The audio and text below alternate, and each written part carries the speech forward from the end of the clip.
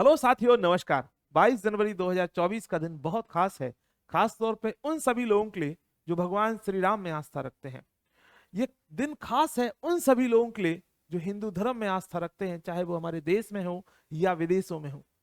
लेकिन क्योंकि बात 22 जनवरी 2024 की है, इसलिए दिन खास हो जाता है। और ये दिन इसलिए खास हो जाता है क्योंकि आज के दिन भगवान श्री राम की मूर्ति की प्राण प्रतिष्ठा अयोध्या के राम मंदिर में हो रही है।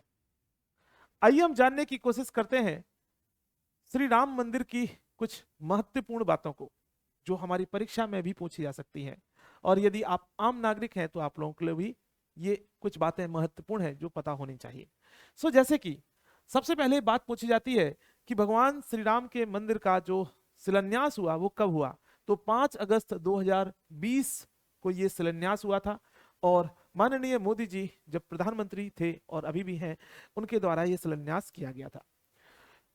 बात करें इसकी स्थापना कब हो रही है, यानी प्राण प्रतिष्ठा कब हो रही है, तो ये हो रही है 22 जनवरी 2024 के दिन। जन्म स्थान क्या है? उत्तर प्रदेश, और उत्तर प्रदेश में अयोध्या। अयोध्या का पहले नाम फैजाबाद हुआ करता था, अब नाम बदल गया है, तो अब हो गया है अयोध्या। कौन सी कंपनी भगवान श्री राम के मंदिर को बना रही है? तो लार्सन एंड टुब्रो कंपनी भगवान श्री राम के मंदिर को बना रही है। वास्तुकार आखिर कौन है? तो चंद्रकांता बी सोमपुरा इस मंदिर के वास्तुकार हैं। निर्माण किस शैली में हो रहा है? तो नागर शैली में मंदिर का निर्माण हो रहा है। मंदिर निर्माण को लेकर के अलग अलग शैली है, अलग अलग स्टाइल्स हैं, जैसे कि बेसर शैली, नागर शैली, द्रविड़ शैली। तो ये मंदिर जो है वो नागर शैली में बन रहा है। बात करें कि भगवान श्री राम की जो मूर्ति है वो किस रूप में है, तो उनके शिशु रूप में है, यानी बचपन के स्वरूप को इस मूर्ति में दिखाया गया है। बात करेंगे कि भगवान श्री राम की जो मूर्ति है ना, ये कितनी ऊंचाई होने वाली है, तो ये होने वाली है 161 फीट। क्षेत्रफल की बात करें तो 2.7 एकड़ में ये मंदिर फैला है। विशेष बिंदु पे बात करें कुछ मंदिर से संबंधित, कि रामायण के अनुसार आप जानते हैं कि भगवान श्री राम का जन्म अयोध्या में हुआ था। मंदिर परिसर में सीता कुंड है, व 5 मंडप हैं, और 394 खंबे हैं, और 44 द्वार हैं। यहाँ पे चारों कोनों पर सूर्यदेव, मां भगवती, गणपति, भगवान शिव को समर्पित है। जो चारों कोने हैं मंदिर के कॉर्नर्स हैं, तो वो एक भगवान सूर्यदेव को, एक मां भगवती को, और गणपति जी को, और भगवान शिव को समर्पित है, जो है 4 के 4 मंदिर कोने।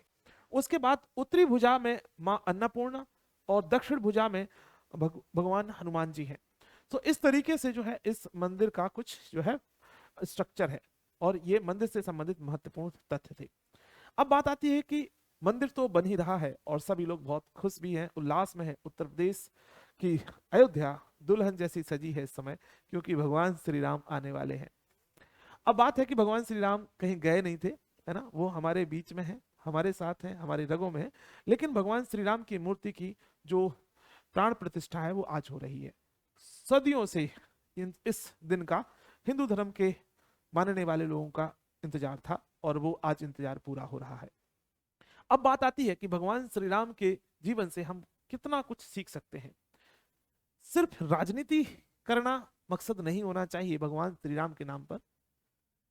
भगवान श्री राम से हमें अपने व्यक्तिगत जीवन में बहुत कुछ सीखना चाहिए, क्योंकि भगवान श्री राम मर्यादा पुरुषोत्तम कहलाते थे।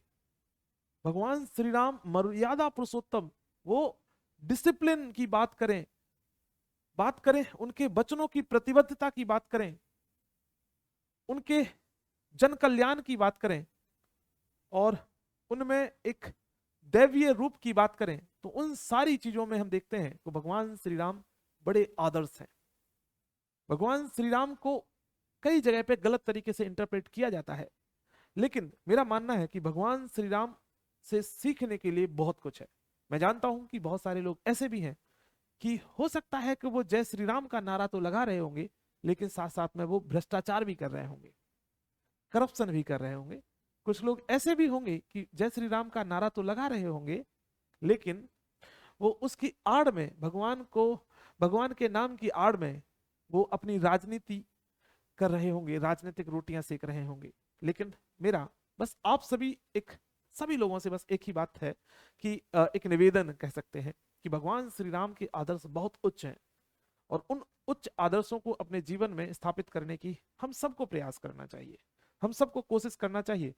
कुछ एक एक छोटे से कड़ बहुत छोटा सा कड़ भी के बराबर भी हमने उनके बराबर कुछ कर लिया तो ये हम लोगों के लिए बहुत बड़ी बात होगी। और बाकी आप लोग पढ़ते रहिए, चैनल पर जुड़े रहिए, और नई नई वीडियोस देखिए, तैयारी कीजिए, अच्छे शासक बनिए जब आप शासन प्रशासन में जाएं। बस यही राम राज्य है। यदि राम राज्य को सही तरीके से बात करें, गांधी के राम राज्य की बात करें, तो यही है कि कोई परेशान ना रहे राम राज्य में, है ना।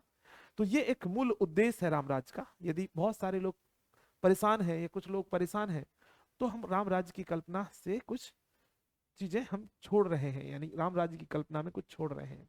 खैर, तो आज बहुत बड़ा दिन है, तो आप सभी लोग सेलिब्रेट कीजिए, एंजॉय कीजिए। आप सभी लोगों के लिए जय सिया राम, क्योंकि भगवान राम से पहले सीता जी का नाम आता है, इसीलिए